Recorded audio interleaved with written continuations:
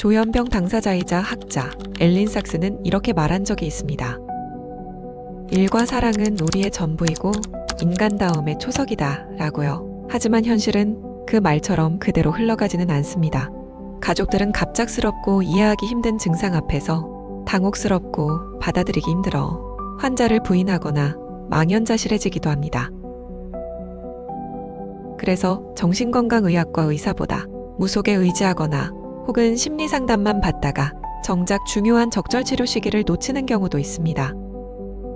실제로 약 50% 정도의 조현병 환자는 자신이 어떤 병을 앓고 있는지조차 모른 채 살아간다고 알려져 있습니다. 그런데 여기서 하나 더 중요한 사실, 조현병의 발병률은 약 1% 정도로 생각보다 드물지 않은 질환입니다. 그리고 치료를 받으면 약 3분의 2 정도는 호전된 경과를 보입니다. 반면 약 30% 정도는 재발을 반복하거나 치료 저항성을 보이기도 하죠. 이렇듯 조현병과 함께 살아가는 길이 결코 만만하다고 말할 수는 없습니다. 하지만 그렇다고 세간에 알려진 것처럼 완전히 암울한 병 또한 아니죠. 시인 최승자, 조각가 카미오 클로데, 경제학자 존 내쉬,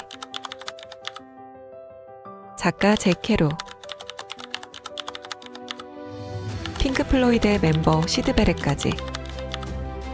여러분들은 이 인물들의 공통점을 발견하셨나요? 그 답은 인류의 사유와 감수성에 이바지한 이들 모두 조현병을 앓았다는 것입니다. 그렇다면 지금 우리 사회는 어떨까요?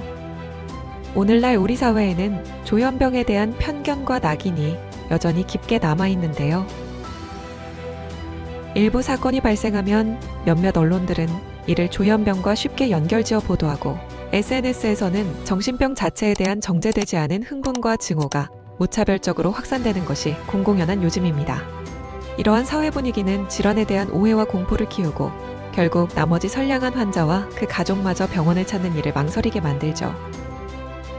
물론 유사사건 방지를 위해 건설적인 논의는 반드시 필요합니다. 하지만 지금처럼 비합리적인 공포를 조장하는 사회적 시선은 조현병을 비롯한 정신질환의 조기 발견과 조기 치료를 가로막는 또 하나의 장애물이 되고 있습니다. 이전에는 환자의 정신질환 증상이 뚜렷한 경우 의사의 판단에 따라 병원에서 쉽게 치료를 받을 수 있었습니다. 하지만 2016년 정신건강복지법 개정 이후 환자의 증상뿐만 아니라 자태의 위험성이 분명히 있어야만 치료를 받을 수 있게 되었습니다. 결국 정신병의 입원 요건이 엄격해진 격이죠. 이제는 조현병 환자들이 두려움 없이 최선의 치료를 받을 수 있는 사회적 기반을 만들어야 할 때입니다. 이를 위해 첫째, 편견과 낙인 속에서 치료를 미루지 않도록 책임 있는 언론 보도 기준의 마련과 지속적인 인식 개선 캠페인 및 교육이 필요합니다. 둘째, 환자의 권리와 안전을 지킬 수 있는 사법 입원 제도 도입에 대한 논의가 이어져야 합니다. 셋째, 정신보건 예산의 확대를 통해 경제적 부담 없이 조기에 치료받고 다시 사회로 복귀할 수 있는 환경을 마련해야 합니다. 마지막으로 고령화와 핵가족화 시대에서 정신질환자의 치료와 돌봄을 가족들에게만 맡겨둘 것이 아니라 국가가 책임지는 공적 돌봄 시스템이 필요합니다.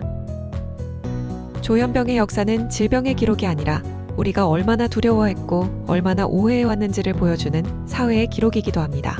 이러한 문제의식 속에서 대한조현병학회는 2013년 조현병의 낙인과 편견을 바꾸기 위해 책을 출간했습니다. 이 책은 말합니다. 조현병이 있어도 사람은 일할 수 있고 사랑할 수 있으며 평범한 삶을 살아갈 수 있다고. 이제 필요한 것은 두려움이 아니라 이해입니다. 외면이 아니라 함께 책임지는 사회입니다.